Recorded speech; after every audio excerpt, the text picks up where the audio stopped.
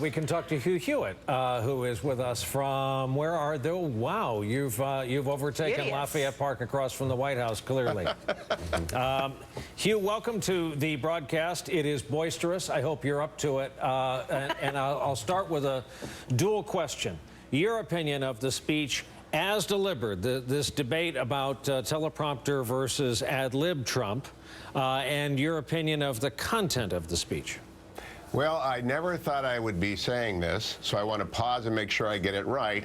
I agree with Rachel Maddow and James Carville. I'm very sorry, Hugh. I'm sorry. It is. That's all the time we have. Good night, It was an underwhelming performance. His challenge tonight was to drain the toxicity. I want to go back to Nicole Wallace's comments at the beginning of the program tonight.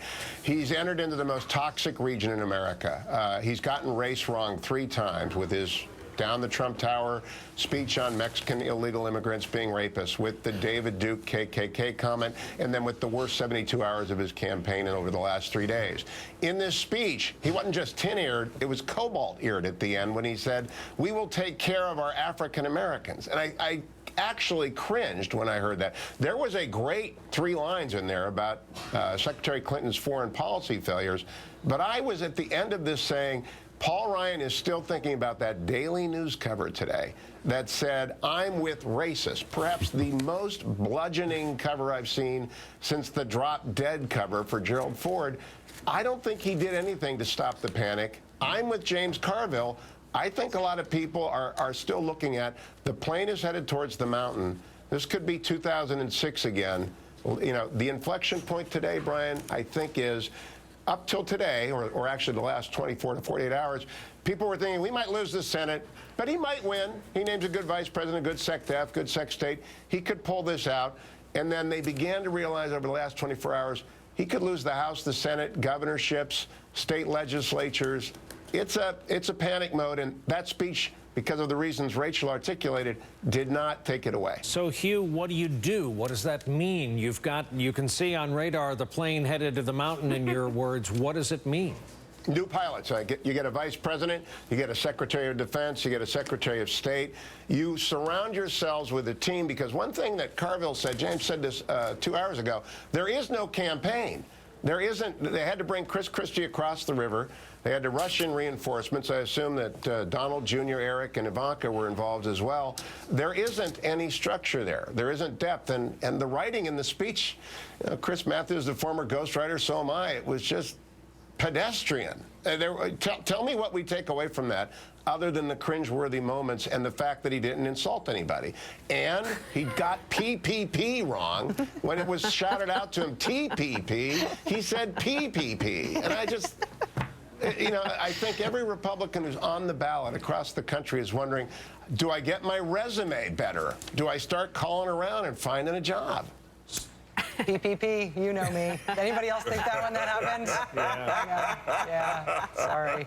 He's down with PP. So what do you, to the Maddow brief, what do you do to get the essence of the ad lib Trump with an eye toward controlling the material and the outbursts and avoid the teleprompter scripted Trump, Hugh?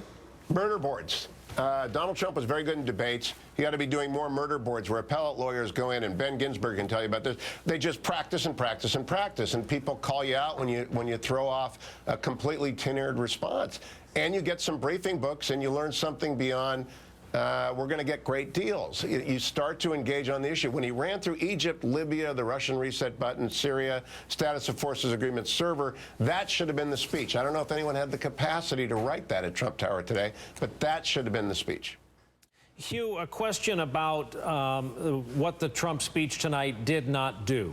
What is your contention, since we're here, the Scott Walker quote got us on this, but he's not alone. Is there work yet to do? Will that yet have to be refuted for especially Trump's fellow Republicans to move on? Oh, I think so, Brian. I listened very closely to John Podesta, the able and experienced campaign warrior. He used the word bigot twice in 3 minutes. And the over-under on bigot or racist in Secretary Clinton's speech has got to be 4 or 5. If not tonight, then tomorrow, when she maybe moves off of the celebratory and milestone nature of this. And I remember my job with Richard Nixon as a ghostwriter back in 78, 79, and 80. His famous phrase from those days, talking to David Frost, was, "I gave them a sword."